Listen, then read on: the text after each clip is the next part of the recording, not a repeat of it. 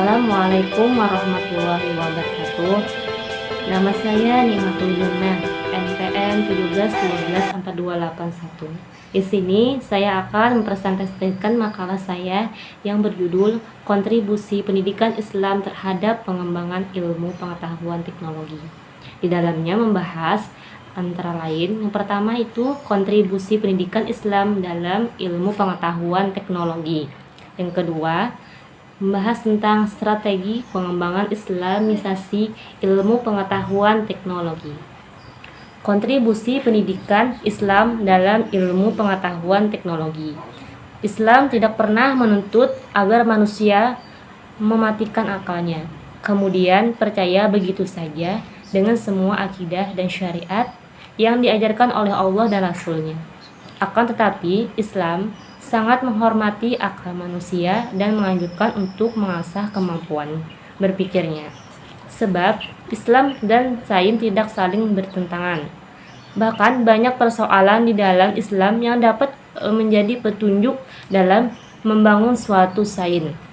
Ilmu pengetahuan merupakan studi terhadap alam nyata, objektif, konkret, material, positif, dapat diamati dan diukur melalui eksperimen atau observasi. Oleh karena itu, kebenaran ilmu pengetahuan bersifat rasional, eksakt, observable, variabel dan sesuai dengan kenyataan objek yang diteliti. Kemajuan ilmu dan teknologi informasi telah banyak mengubah cara pandang dan gaya hidup masyarakat Indonesia dalam menjalankan aktivitas dan kegiatannya. Keberadaan dan peranan teknologi informasi dan sistem pendidikan telah membawa era baru perkembangan dunia pendidikan. Tetapi perkembangan tersebut dalam diimbangi dengan peningkatan sumber daya manusia yang menentukan keberhasilan dunia pendidikan di Indonesia pada umumnya. Yang kedua itu membahas tentang strategi pengembangan Islamisasi ilmu pengetahuan teknologi. Akan tetapi ia juga digambarkan sebagai hikmah. Selanjutnya, jika di Eropa sains dan teknologi dan perkembangan sesudah mengalahkan dominasi gereja, sedangkan dalam perjalanan sejarah Islam, ilmu dalam berbagai bidangnya mengalami kemajuan yang pesat di dunia Islam pada zaman klasik, tahun 670 sampai 1300 Masehi, yaitu zaman Nabi Muhammad sampai dengan akhir masa Daulah Abbasiyah di Baghdad. Pada masa itu, dunia Islam telah memainkan peran penting baik dalam bidang ilmu pengetahuan agama maupun pengetahuan umum.